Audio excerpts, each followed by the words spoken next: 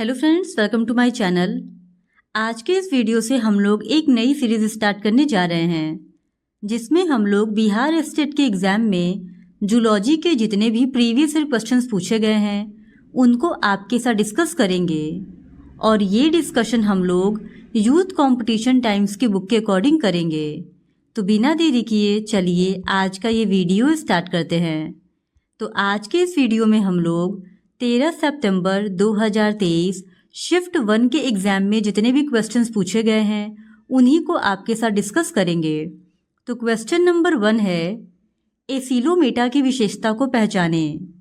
तो इस क्वेश्चन का सही जवाब है ऑप्शन डी, आंतरिक अंगों के आसपास गुहा के बिना ठोस शरीर। एसिलोमेट्स में शरीर गुहा या सिलोम नहीं होता है। यह द्रव से भरी गुहा पाचन तंत्र और शरीर की दीवार के बीच अनुपस्थित है, जो अन्य आंतरिक अंगों को भी घेरती है।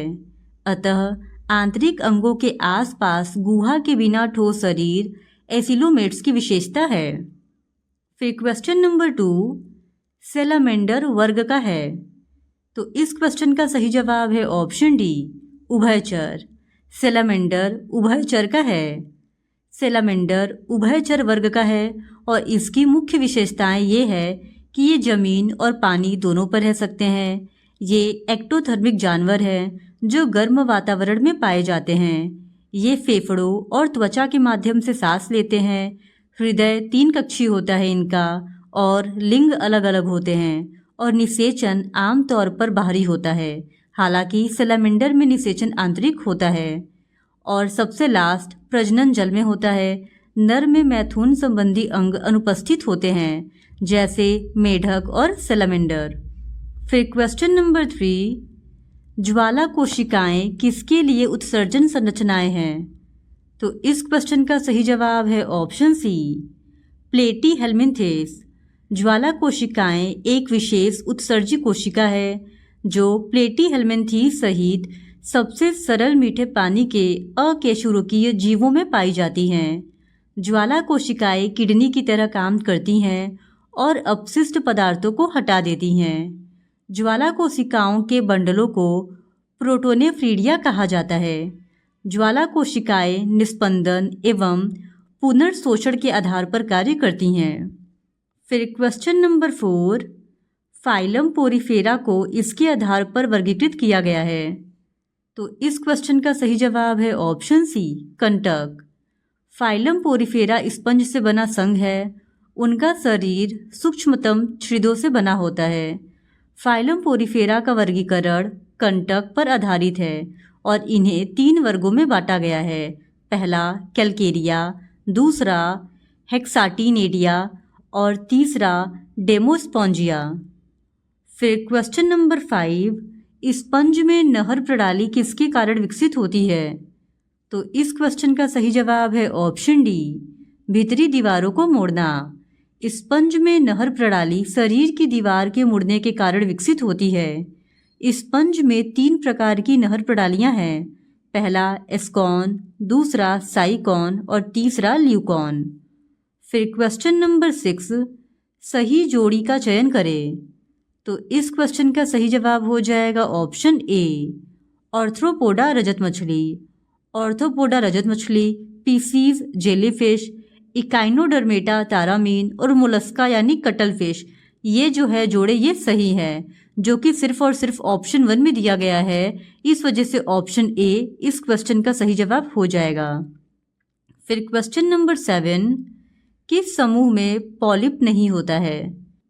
तो इस क्वेश्चन का सही जवाब है option D, Calcarea. Anthozoa, Hydrozoa और साइफोजोआ, ये तीनों सिलेंट्रेटा वर्ग के हैं जिनमें पॉलिप और मेडुसा दोनों पाया जाता है। जबकि कैलकेरिया वर्ग में पोरीफोरा संघ के स्पंज शामिल हैं जिनका शरीर कैलकेरियस सेल और स्पाइक्यूलस से ढका होता है, लेकिन कोई पॉलिप नहीं होता है। फिर क्वेश्चन नंबर 8 निम्नलिखित में से कौन सा कार्डेट्स की विशेषता नहीं है। तो इस क्वेश्चन का सही जवाब है option B, exoskeleton. Exoskeleton chordata संघ की विशेषता नहीं है। क्योंकि कार्डेटा संघ की विशेषताओं में नोटोकार्ड, एक पृष्ठीय खोखली तंत्रिका रज्जु, ग्रसनी गिर स्लिट्स और एक पोस्ट गुदा पूंछ शामिल है। कुछ समूहों में इनमें से कुछ केवल भ्रूण के विकास के दौरान ही मौजूद होते हैं। फिर क्वेश्चन नंबर 9, हैगफिश और लैम्प्रे इसके उदाहरण हैं। तो इस क्वेश्चन का सही जवाब है ऑप्शन डी, जबड़े रहित मछलियाँ। हैगफिश और लैम्प्रे जबड़ा रहित मछलियाँ हैं जो जबड़े वाले कशेरुक से निकटता से संबंधित है। इन्हें आदिम कशेरुकियों का उदाहरण माना जाता है। ये दो मछलियाँ जबड़े रहित मछलियों की एकमात्र जीवित प्रतिनिधि हैं। फिर क्वेश्चन नंबर 10, निम्नलिखित में से कौन सा सही संयोजन है? तो यहाँ पे 4 ऑप्शन दिया गया है और हम लोगों को बताना है कि दिए गए ऑप्शंस में कौन सा करेक्टली मैच्ड है। तो इस क्वेश्चन का सही जवाब हो जाएगा ऑप्शन सी, प्रोटोप्टेरस दक्षिण अफ्रीका। फिर question number 11, post anal tail chordates की एक विशिष्ट विशेषता है जो इस दौरान मौजूद होती है। तो इस क्वेश्चन का सही जवाब है ऑप्शन ए, भ्रूण विकास। सभी रज्जुओं में एक पोस्ट एनल टेल कार्डेट्स की एक विशिष्ट विशेषता है। पोस्ट एनल टेल शरीर का एक विस्तार है जो गुदा द्वार से आगे तक चलता है। कुछ प्रजातियों में जैसे मनुष्य में यह विशेषता केवल भ्रूण विकास के दौरान ही मौजूद होती है। फिर क्वेश्चन नंबर 12, निम्नलिखित में से कौन सा अन्य रज्जुओं की तुलना में कशेरुकियों की एक अनूठी विशेषता है? तो इस क्वेश्चन का सही जवाब है ऑप्शन डी, कशेरुक स्तंभ। कशेरुकियों को उनके कशेरुक स्तंभ द्वारा कार्डेट से अलग किया जाता है, जो तब बनता है जब उनका नोटोकार्ड डिस्क कशेरुक के स्तंभ में विकसित होता है। कशेरुक एकमात्र रज्जु है जिनके केंद्रीय तंत्रिका तंत्र के हिस्से के रूप में मस्तिष्क होता है। फिर क्वेश्चन नंबर 13, निम्नलिखित में से कौन सा गलत मिलान है? तो इस क्वेश्चन का सही जवाब है ऑप्शन डी, चिमेरा, बोनी मछली और सरीसृप के बीच जोड़ने वाली कड़ी। चिमेरा बोनी मछली और सरीसृप के बीच जोड़ने वाली कड़ी नहीं है, बल्कि यह कॉर्टिलेजिनस और बोनी मछलियों के बीच की कड़ी है। वहीं प्रोटोप्टेरस मछलियों और उभयचरों के बीच जोड़ने वाली कड़ी है। स्फिनोडॉन सरीसृप और पक्षियों के बीच जोड़ने वाली कड़ी है और ऑर्कियोप्टेरिक्स सरीसृप और पक्षियों के बीच जोड़ने वाली कड़ी है। इस तरह ऑप्शन डी इस क्वेश्चन का सही जवाब है। फिर क्वेश्चन नंबर 14, जबड़े सबसे पहले कशेरुकी जंतुओं के किस समूह में विकसित हुए? तो इस क्वेश्चन का सही जवाब है ऑप्शन ए, मछलियाँ। जबड़ा सबसे पहले कशेरुकी जंतुओं के वर्ग प्लाकोडर्मी में मछलियों में विकसित हुआ, जो सिलूरियन काल से लेकर डेवोनियन काल तक रहा। फिर क्वेश्चन नंबर 15, किसी जीव या समुदाय के प्राकृतिक निवास स्थान को क्या कहा जाता है? तो इस क्वेश्चन का सही जवाब है ऑप्शन ए, निवास स्थान। वह परिवेश जहाँ पौधों और जानवरों का एक समूह रहता है उनका आवास कहलाता है।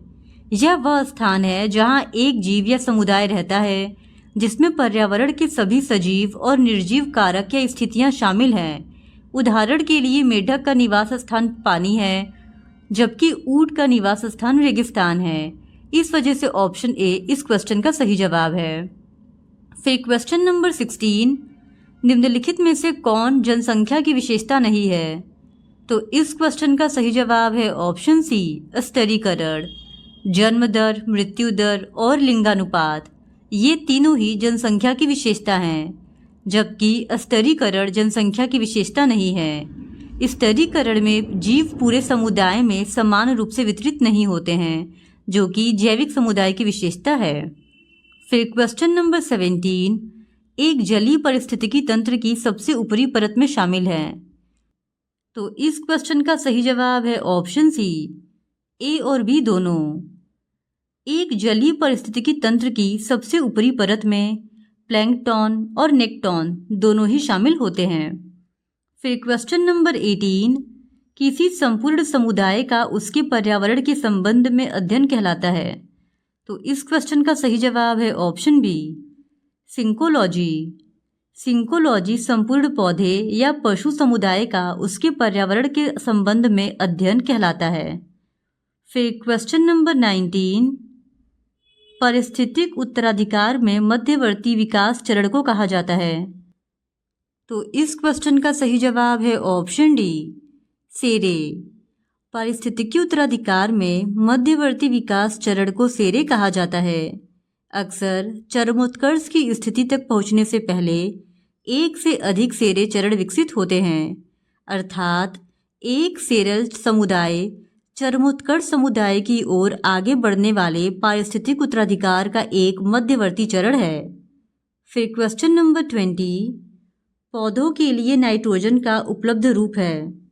तो इस क्वेश्चन का सही जवाब है ऑप्शन डी, नाइट्रोजन सभी पौधों के जीवित रहने के लिए महत्वपूर्ण है और यह कई रूपों में पाई जाती है। नाइट्रेट नाइट्रोजन का वह रूप है जिसका उपयोग पौधों में विकास और वृद्धि के लिए किया जाता है, यानी ऑप्शन डी इस क्वेश्चन का सही जवाब है, नाइट्रेट। फिर क्वेश्चन नंबर 21, कौन सा हार्मोन गुर्दे की दूरस्थ घुमावदार नलिकाओं और एकत्रित नलिकाओं में पानी के पुनर्अवशोषण को विनियमित करने के लिए जिम्मेदार है? तो इस क्वेश्चन का सही जवाब है option D, anti diuretic hormone. Anti diuretic hormone पानी के पुनर्अवशोषण या स्राव को नियंत्रित करता है। दूरस्थ घुमावदार नलिका और संग्रहण वाहिनी में पानी आमतौर पर एंटी डाययूरेटिक हार्मोन के प्रभाव में पुनः अवशोषित हो जाता है। फिर क्वेश्चन नंबर 22, हृदय चक्र का संकुचन चरण कहलाता है। तो इस क्वेश्चन का सही जवाब है ऑप्शन बी, सिस्टोल। हृदय चक्र उन सभी घटनाओं को संदर्भित करता है जो एक दिल की धड़कन की शुरुआत से दूसरे की शुरुआत तक होती है और इसे दो भागों में विभाजित किया जा सकता है। विश्राम की अवधि, जिसे डायस्टोल के रूप में जाना जाता है, और हृदय चक्र के संकुचन की अवधि को सिस्टोल कहा जाता है। फिर क्वेश्चन नंबर 23, कौन सा एंजाइम पेट में पेप्सिनोजेन को उसके सक्रिय रूप पेप्सिन में परिवर्तित करता है? तो इस क्वेश्चन का सही जवाब है option D, hydrochloric acid. Hydrochloric acid यानी HCl पेप्सिनोजेन को पेप्सिन में परिवर्तित करता है, जो प्रोटीन को पेप्टाइड्स में तोड़ देता है और HCl पेट में pH 2.0 बनाए रखता है। फिर क्वेश्चन नंबर 24, प्रसव के दौरान गर्भाशय के संकुचन और स्तनपान के दौरान दूध के निष्कासन को उत्तेजित करने के लिए जिम्मेदार हार्मोन है। तो इस क्वेश्चन का सही जवाब है ऑप्शन ए, ऑक्सीटोसिन। ऑक्सीटोसिन एक प्राकृतिक हार्मोन है जो बच्चे के जन्म के बाद स्तनपान को उत्तेजित करता है। यह मानव व्यवहार और पुरुष व महिला प्रजनन प्रणाली के पहलुओं को भी प्रभावित करता है। फिर क्वेश्चन नंबर 25, मस्तिष्क का कौन सा सांस लेने, हृदय गति और रक्तचाप जैसे बुनियादी शारीरिक कार्य को विनियमित करने के लिए जिम्मेदार है? तो इस क्वेश्चन का सही जवाब है option C, medulla oblongata. Medulla oblongata मस्तिष्क के निचले भाग में स्थित वह जगह है जहां मस्तिष्क रीढ़ की हड्डी से मिलता है। जीवित रहने के लिए मेडुला आवश्यक है। मेडुला का कार्य हृदय की लय, श्वास, रक्त प्रवाह और ऑक्सीजन और कार्बन डाइऑक्साइड के स्तर सहित कई शारीरिक गतिविधियों को नियंत्रित करते हैं। फिर क्वेश्चन नंबर 26, एक्शन पोटेंशियल के किस चरण के दौरान कोशिका में सोडियम का प्रवाह विध्रुवण का कारण बनता है? तो इस क्वेश्चन का सही जवाब है ऑप्शन बी, विध्रुवण चरण। एक्शन पोटेंशियल के प्रारंभिक चरण के दौरान वोल्टेज गेटेड सोडियम चैनल खुलते हैं और सोडियम आयनों को कोशिका में प्रवेश करने की अनुमति देते हैं। इससे झिल्ली क्षमता सकारात्मक मान तक बढ़ जाती है, जिसके परिणाम स्वरूप विध्रुवण होता है। फिर क्वेश्चन नंबर 27, स्तनधारियों का तंत्रिका तंत्र न्यूरॉन्स के माध्यम से संकेत भेजने के लिए विद्युत और रासायनिक दोनों साधनों का उपयोग करता है। न्यूरॉन्स का कौन सा भाग आवेग प्राप्त करता है? स्तनधारियों का तंत्रिका तंत्र न्यूरॉन्स के माध्यम से संकेत भेजने के लिए विद्युत और रासायनिक दोनों साधनों का उपयोग करता है। न्यूरॉन का कौन सा भाग आवेग प्राप्त करता है? तो इस क्वेश्चन का सही जवाब है option B, dendrite. Neuron dendrite सबसे पहले विद्युत आवेग प्राप्त करते हैं। कोशिका शरीर, जिसे सोम भी कहा जाता है। न्यूरॉन एक गोलाकार भाग है जिसमें नाभिक होता है। कोशिका शरीर डेंड्राइट से जुड़ता है जो न्यूरॉन्स तक जानकारी भेजता है। फिर क्वेश्चन नंबर 28, अक्षतंतु की प्रत्येक शाखा किसमें समाप्त होती है? तो इस क्वेश्चन का सही जवाब है ऑप्शन ए, सिनेप्टिक नॉब में। अक्षतंतु की प्रत्येक शाखा सिनेप्टिक नॉब में समाप्त होती है। Synaptic knob post synaptic neurons के अंत में एक टर्मिनल शाखा है। प्री सिनेप्टिक न्यूरॉन सूजन में समाप्त होता है और इसे सिनेप्टिक नॉब कहा जाता है। फिर क्वेश्चन नंबर 29, आवेग एक न्यूरॉन से दूसरे न्यूरॉन तक कैसे संचारित होते हैं? तो इस क्वेश्चन का सही जवाब है ऑप्शन डी, सिनेप्सिस के माध्यम से। आवेग एक न्यूरॉन से दूसरे न्यूरॉन तक सिनेप्सिस के माध्यम से संचारित होते हैं। ये सिनेप्स रासायनिक हो सकते हैं, जो रासायनिक दूतों या विद्युत के माध्यम से संचार करते हैं। जहां कोशिकाओं के बीच आयन प्रवाहित होते हैं, इसलिए तंत्रिका आवेगों का संचरण सिनेप्सिस के माध्यम से होता है। फिर क्वेश्चन नंबर 30, पीएनएस में माइलिन शीथ का निर्माण करने वाली सहायक कोशिकाएं हैं। तो इस क्वेश्चन का सही जवाब है ऑप्शन डी, स्वान कोशिकाएं। स्वान कोशिकाएं पीएनएस की माइलिनेटिंग कोशिका के रूप में काम करती है और परिधीय न्यूरॉन्स की कोशिकाओं का समर्थन करती है। एक स्वान कोशिका अपने प्लाज्मा झिल्ली को आंतरिक अक्षतंतु के चारों ओर संकेंद्रित रूप से लपेटकर एक माइलिन आवरण बनाती है। फिर क्वेश्चन नंबर 31, सीएनएस में प्रचुर मात्रा में पाया जाने वाला निरोधात्मक न्यूरोट्रांसमीटर है। तो इस क्वेश्चन का सही जवाब है ऑप्शन सी, गामा अमीनोब्यूट्रिक एसिड। केंद्रीय तंत्रिका तंत्र में सबसे प्रचुर मात्रा में निरोधात्मक neurotransmitter gamma aminobutyric acid GABA receptor के माध्यम से अपना मुख्य प्रभाव डालता है, जो सब सिनेप्टिक झिल्ली में एक क्लोराइड चैनल को गेट करता है। फिर question number 32, pre synaptic neurons द्वारा जारी न्यूरोट्रांसमीटर निम्नलिखित रिसेप्टर से जुड़ते हैं। तो इस क्वेश्चन का सही जवाब है ऑप्शन ए, पोस्ट सिनेप्टिक झिल्ली से। दो तंत्रिका कोशिकाओं के बीच विद्युत आवेगों के संचरण के स्थान को सिनेप्टिक कनेक्शन कहते हैं। तंत्रिका फाइबर का टर्मिनल सूजा भाग प्री सिनेप्टिक फाइबर कहा जाता है और पोस्ट सिनेप्टिक न्यूरॉन सिग्नल को सिनेप्स से दूर भेजता है, जबकि प्री सिनेप्टिक न्यूरॉन सिग्नल को सिनेप्स की ओर भेजता है। फिर क्वेश्चन नंबर 33, इनमें से कौन सा यौगिक कल्याण की भावना उत्पन्न करता है और दर्द की अनुभूति को रोकता है? तो इस क्वेश्चन का सही जवाब है option C, endorphin. Endorphin hormone मस्तिष्क में पिट्यूटरी और हाइपोथैलेमस द्वारा स्रावित एक प्रकार का न्यूरोट्रांसमीटर है। प्राकृतिक हार्मोन के रूप में वे दर्द को कम कर सकते हैं। तनाव कम करने, दर्द से राहत और मूड में सुधार करने में एंडोर्फिन का अहम योगदान होता है। फिर क्वेश्चन नंबर 34, निम्नलिखित में से कौन सा एक एमिनो एसिड है? तो इस क्वेश्चन का सही जवाब है ऑप्शन डी, प्रोलीन। प्रोलीन एक गैर आवश्यक अमीनो एसिड है। प्रोलीन अणु में कोई अल्फा हाइड्रोजन नहीं होता है और इसका प्रयोग मुख्य रूप से एंटी एजिंग त्वचा देखभाल में किया जाता है। शरीर कोलेजन प्रोटीन बनाने के लिए प्रोलीन का प्रयोग करता है। फिर क्वेश्चन नंबर 35, निम्नलिखित में से कौन चैपरोन प्रोटीन का कार्य है?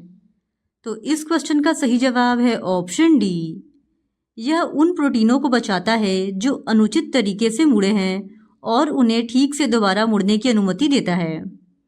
फिर क्वेश्चन नंबर 36, निम्नलिखित में से कौन प्रोटीन का कार्य नहीं है?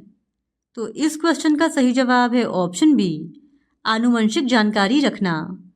प्रोटीन विभिन्न समूहों में व्यवस्थित अमीनो एसिड से बने होते हैं।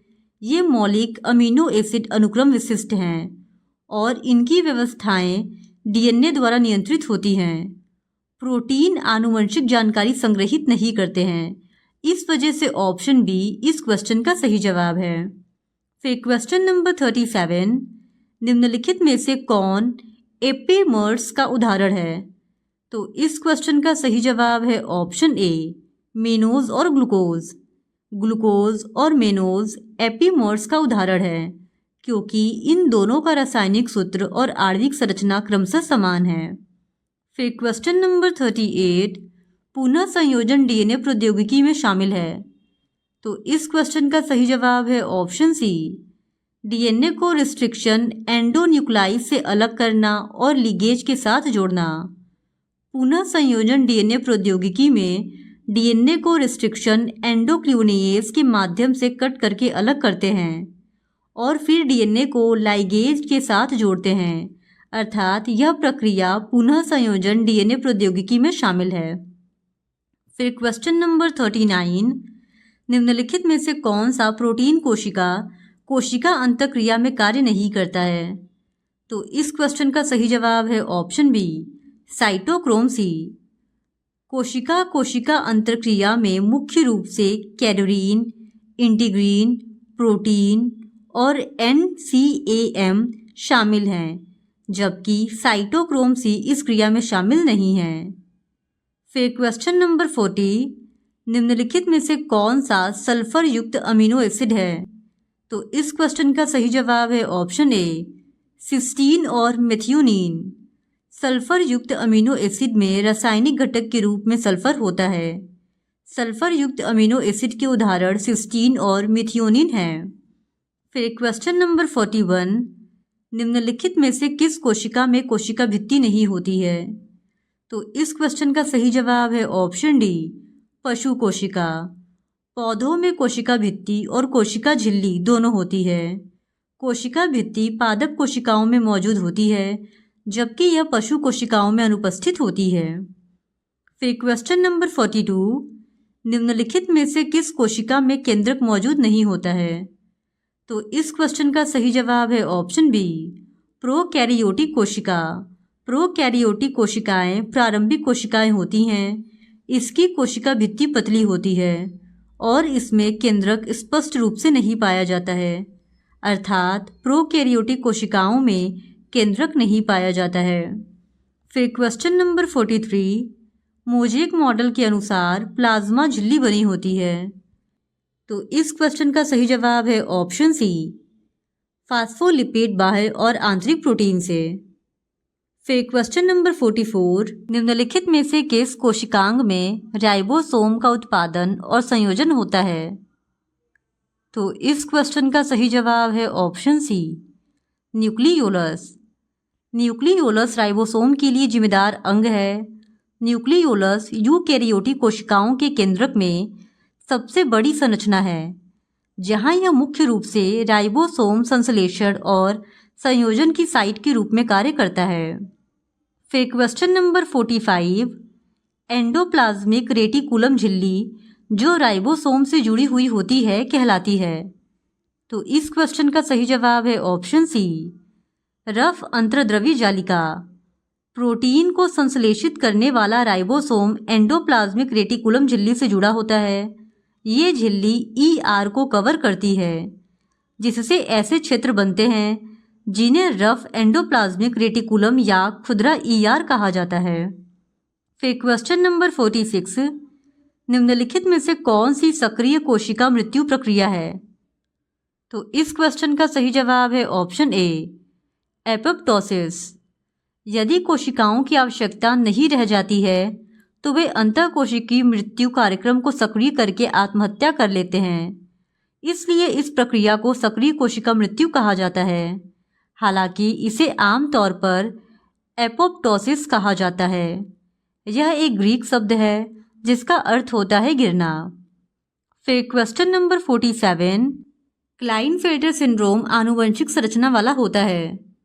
तो इस क्वेश्चन का सही जवाब है option A, 44 autosomes positive XXY।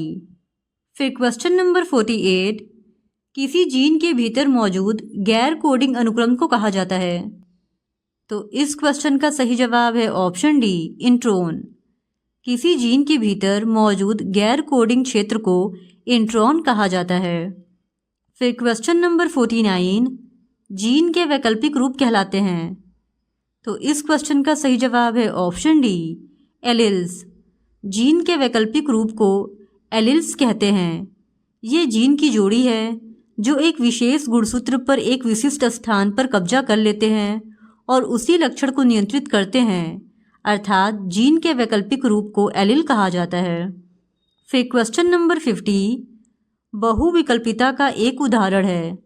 तो इस क्वेश्चन का सही जवाब हो जाएगा ऑप्शन डी, सभी।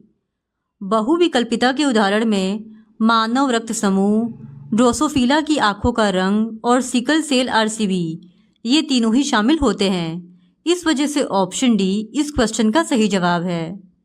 तो क्वेश्चन नंबर 51 है, IAIB जीनोटाइप वाला व्यक्ति रक्त समूह AB दर्शाएगा। इसका कारण यह है। तो इस क्वेश्चन का सही जवाब है ऑप्शन बी, सहप्रभुत्व। कोडामिनेंस वह घटना है जहां दो एलील एक साथ मौजूद होने पर खुद को स्वतंत्र रूप से व्यक्त करते हैं। इसके कारण संतान माता पिता दोनों के समान होती है। आमतौर पर यह AB-O ब्लड ग्रुप में देखा जाता है। चूँकि A और B दोनों प्रमुख हैं, यह AB रक्त समूह की ओर ले जाता है। इसलिए जिस व्यक्ति को माँ से एलील A और पिता से B एलील विरासत में मिला है, उसका रक्त प्रवाह AB होगा। फिर क्वेश्चन नंबर 52, कभी कभी एक ही जीन एक से अधिक प्रभाव व्यक्त कर सकता है, यह घटना कहलाती है। तो इस क्वेश्चन का सही जवाब है ऑप्शन सी, प्लियोट्रॉपी। प्लियोट्रॉपी एक आनुवंशिक स्थिति है जब एक एकल जीन दो या दो से अधिक विशिष्ट फेनोटॉपिक विशेषताओं या लक्षणों को प्रभावित करता है, अर्थात एक जीन कई लक्षणों को प्रभावित करता है और इस क्रिया को प्लियोट्रॉपी कहते हैं। फिर क्वेश्चन नंबर 53, निम्नलिखित में से कौन सा पात्र मेंडल द्वारा नहीं चुना गया था? तो इस क्वेश्चन का सही जवाब है ऑप्शन डी, पॉड का स्थान। मेंडल द्वारा चुने गए 7 जोड़ी विपरीत विशेषताएं इस प्रकार हैं। पहला, बीज का आकार। दूसरा, बीज का रंग। तीसरा, फूल का रंग। चौथा, फूल की स्थिति। पांचवा, फली का आकार। छठवां, फली का रंग। और सातवां, पौधे की ऊंचाई। पॉड का स्थान मेंडल के द्वारा नहीं चुना गया था। इस वजह से ऑप्शन डी इस क्वेश्चन का सही जवाब होगा। फिर क्वेश्चन नंबर 54, यूकैरियोट्स में अनुवाद के दौरान दीक्षा के लिए जिम्मेदार अमीनो एसिड है। तो इस क्वेश्चन का सही जवाब है ऑप्शन ए, मेथियोनीन। यूकैरियोट्स में ट्रांसलेशन के दौरान असंशोधित मिथियोनिन का प्रयोग किया जाता है। नतीजतन सभी पॉलीपेप्टाइड श्रृंखलाएं मिथियोनिन से शुरू होती हैं और कम से कम जब पहली बार बनाई जाती हैं तब तो ज़रूर। फिर क्वेश्चन नंबर 55, डीएनए को खोलने में किस एंजाइम का उपयोग किया जाता है? तो इस क्वेश्चन का सही जवाब है ऑप्शन सी, हेलिकेज। डीएनए के दोहरे हेलिक्स का खुलना हेलिकेज नामक एंजाइम के कारण होता है, जो पूरक आधार जोड़ों को एक साथ रखने वाले हाइड्रोजन बॉन्ड को तोड़ता है, जिससे प्रतिकृति के अगले चरण को शुरू करने के लिए तैयार डीएनए के 2 टेम्पलेट स्ट्रैंड बनते हैं। फिर क्वेश्चन नंबर 56, डीएनए के एक स्ट्रैंड से आनुवंशिक जानकारी को आरएनए में कॉपी करने की प्रक्रिया को कहा जाता है। तो इस क्वेश्चन का सही जवाब है ऑप्शन बी, ट्रांसक्रिप्शन। डीएनए के एक स्ट्रैंड में मौजूद जानकारी को आरएनए में कॉपी करने की प्रक्रिया को ट्रांसक्रिप्शन कहा जाता है और जिसके द्वारा आरएनए का उपयोग प्रोटीन का उत्पादन करने के लिए किया जाता है, उसे ट्रांसलेशन कहा जाता है। फिर क्वेश्चन नंबर 57, आरएनए पॉलीमरेज गतिविधि के लिए निम्नलिखित में से कौन सा सत्य है? तो इस क्वेश्चन का सही जवाब है ऑप्शन सी, डीएनए पर निर्भर आरएनए संश्लेषण। आरएनए पॉलीमरेज को डीएनए पर निर्भर आरएनए पॉलीमरेज एंजाइम के रूप में भी जाना जाता है, जिसमें डीएनए से आरएनए का संश्लेषण शामिल होता है। फिर क्वेश्चन नंबर 58, डीएनए प्रतिकृति की विधि है। तो इस क्वेश्चन का सही जवाब है ऑप्शन सी, अर्धरूढ़िवादी और द्विदिशात्मक। डीएनए प्रतिकृति को अर्धरूढ़िवादी और द्विदिशात्मक माना जाता है, क्योंकि प्रत्येक नई प्रतिकृति डीएनए अणु में मूल डीएनए अणु से एक स्ट्रैंड और एक नव संश्लेषित स्ट्रैंड होता है और प्रतिकृति की उत्पत्ति से डीएनए प्रतिकृति द्विदिशात्मक है। फिर क्वेश्चन नंबर 59, निम्नलिखित में से कौन सा कथन वायरस पर लागू नहीं होता है? तो इस क्वेश्चन का सही जवाब है ऑप्शन डी, मेजबान की अनुपस्थिति में वायरस स्वायत्त रूप से दोहराता है। वायरस एक जीवाणु मेजबान में प्रतिकृति बनाता है। वायरस बाध्यकारी अंतःकोशिकीय परिजीवी है। वायरस को लक्ष्य कोशिकाओं में प्रवेश प्राप्त करना चाहिए और एक संतति वायरस का उत्पादन करना चाहिए, अर्थात मेजबान की अनुपस्थिति में वायरस स्वायत्त रूप से दोहराता है। यह कथन गलत है। इस वजह से ऑप्शन डी इस क्वेश्चन का सही जवाब है।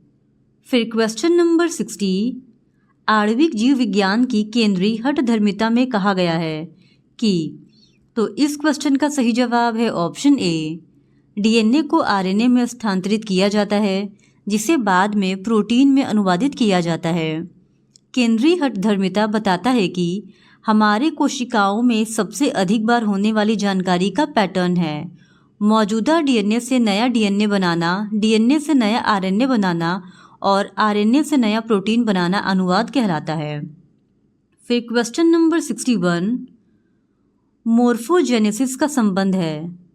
तो इस क्वेश्चन का सही जवाब है ऑप्शन ए, ऊतक अंग और संपूर्ण जीवों का आकार से। मोर्फोजेनेसिस का संबंध ऊतक अंग और संपूर्ण जीवों का आकार तथा कोशिकाओं और अंगों के विभेदन की भ्रूणीय प्रक्रियाओं द्वारा एक जीव को आकार देना और संभावित जीव और पर्यावरणीय स्थितियों के आनुवंशिक ब्लूप्रिंट के अनुसार अंग प्रणालियों का विकास इत्यादि से संबंधित है। फिर क्वेश्चन नंबर 62, कोशिका विभाजन की वह प्रक्रिया जो प्रारंभिक भ्रूण विकास के दौरान कोशिका संख्या को बढ़ाती है कहलाती है। तो इस क्वेश्चन का सही जवाब है ऑप्शन बी, समसूत्री। प्रारंभिक भ्रूण विकास के दौरान कोशिका जब संख्या को बढ़ाती है और नई कोशिका को बनाती है तो उस पूरी प्रक्रिया को माइटोसिस या समसूत्री कहा जाता है, यानी ऑप्शन बी इस क्वेश्चन का सही जवाब है। फिर क्वेश्चन नंबर 63, स्तनधारी भ्रूण के विकास के दौरान कौन सी संरचना ब्लास्टोसिस्ट की सबसे बाहरी परत बनाती है? तो इस क्वेश्चन का सही जवाब है ऑप्शन डी, ट्रोफोब्लास्ट। फिर क्वेश्चन नंबर 64, कोशिकाओं के एक समूह द्वारा पड़ोसी कोशिकाओं में विशिष्ट कोशिका भाग्य के प्रेरण को कहा जाता है। तो इस क्वेश्चन का सही जवाब है ऑप्शन बी, आगमनात्मक संकेतन। आगमनात्मक संकेतन प्रेरण एक ऐसी प्रक्रिया है जिसके तहत एक कोशिका या कोशिकाओं का समूह दूसरे के विकासात्मक भाग्य को प्रभावित कर सकता है और विकास में भेदभाव और पैटर्न निर्माण को नियंत्रित करने की एक सामान्य रणनीति है। फिर क्वेश्चन नंबर 65, क्रमादेशित कोशिका मृत्यु की प्रक्रिया जो विकास के दौरान विभिन्न ऊतकों को आकार देने में महत्वपूर्ण भूमिका निभाती है कहलाती है। तो इस क्वेश्चन का सही जवाब है ऑप्शन सी, एपोप्टोसिस। एपोप्टोसिस को क्रमादेशित कोशिका मृत्यु के एक विशिष्ट और महत्वपूर्ण तरीके के रूप में पहचाना और स्वीकार किया गया है, जिसमें कोशिकाओं का आनुवंशिक रूप से निर्धारित उन्मूलन शामिल है। फिर क्वेश्चन नंबर 66, चूजे के भ्रूण में कौन सी बाह्य भ्रूण झिल्ली गैस विनिमय और पोषक तत्व स्थानांतरण के लिए जिम्मेदार है? तो इस क्वेश्चन का सही जवाब है ऑप्शन ए, अपरापोशिका। चूजा कोरियोलेंटोइक झिल्ली एक बहुत ही सरल अतिरिक्त भ्रूणी झिल्ली है जो भ्रूण के विकास के दौरान कई कार्य करती है। यह श्वसन गैसों के आदान प्रदान, अंडे के छिलके से कैल्शियम परिवहन, भ्रूण में एसिड बेस होम्योस्टेसिस और एलेंटोइक द्रव से आयन और H2O पुनरावशोषण का स्थल है। फिर क्वेश्चन नंबर 67, भ्रूण के विकास के दौरान किस प्रक्रिया में 3 रोगाणु परतों एक्टोडर्म, मेसोडर्म और एंडोडर्म का निर्माण शामिल होता है?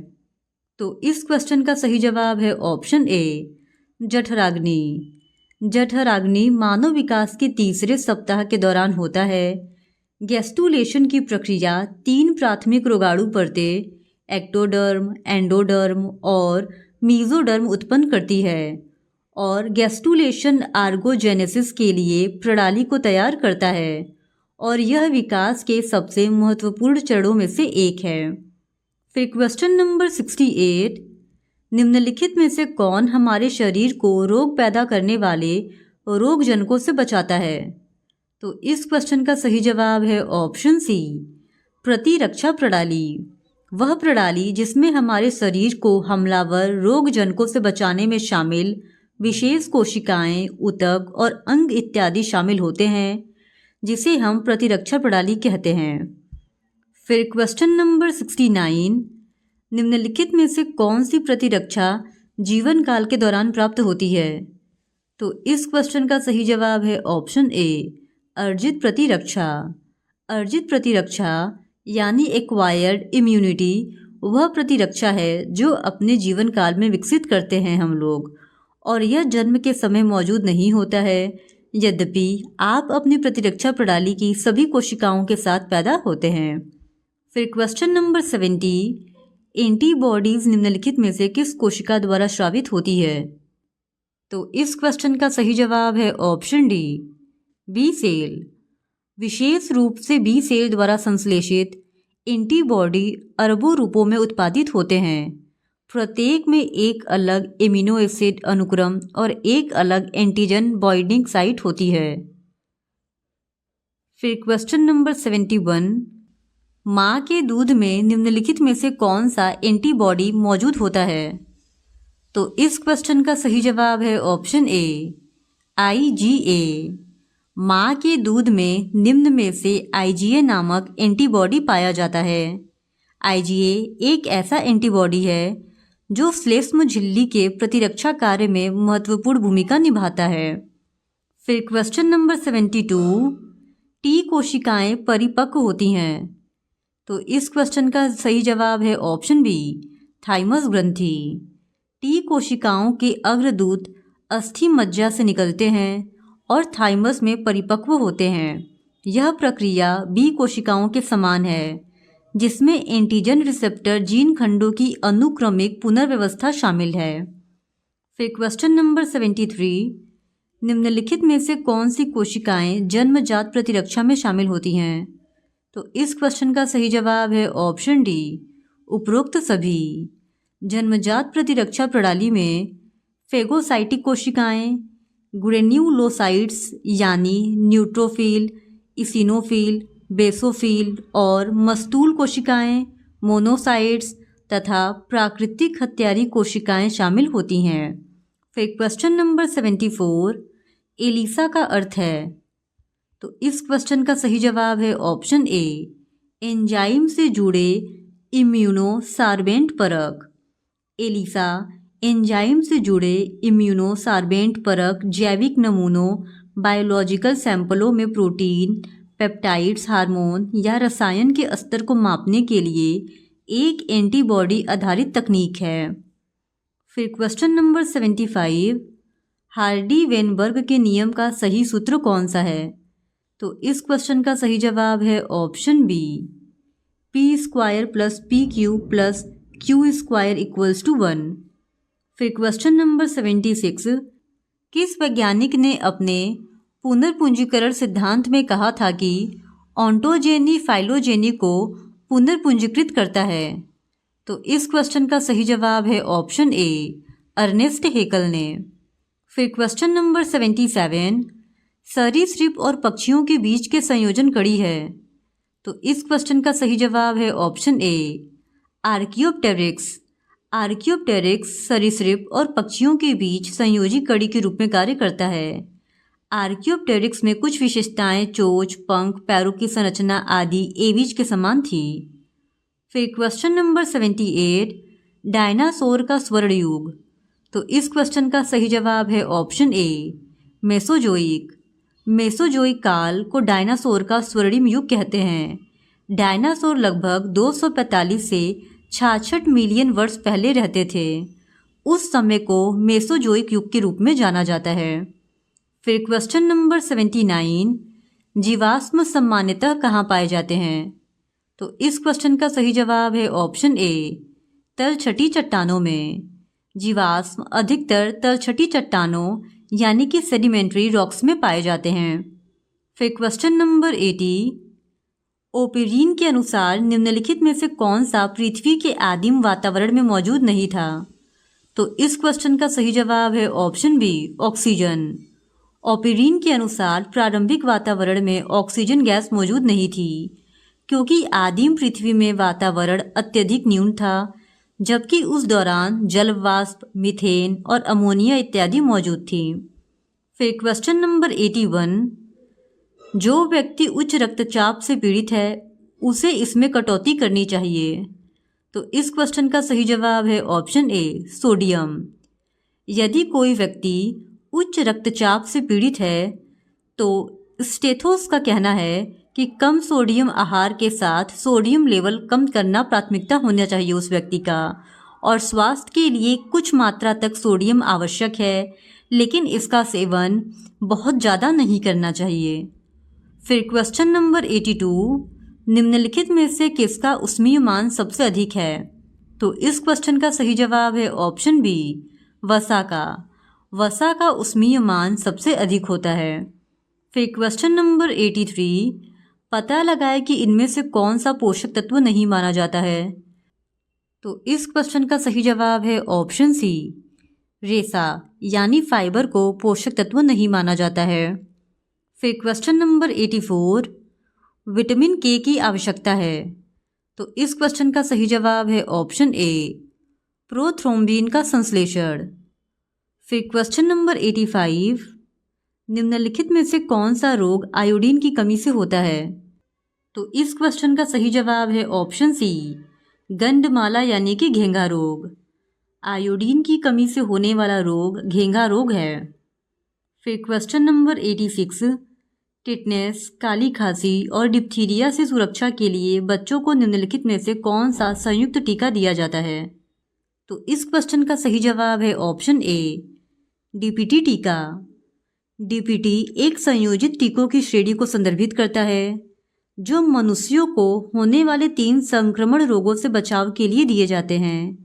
इनमें डिप्थीरिया, पर्टुसिस यानी कि काली खांसी और टिटनेस शामिल हैं। फिर क्वेश्चन नंबर 87, सामान्य सर्दी किसके कारण होती है? तो इस क्वेश्चन का सही जवाब है ऑप्शन ए, राइनो वायरस।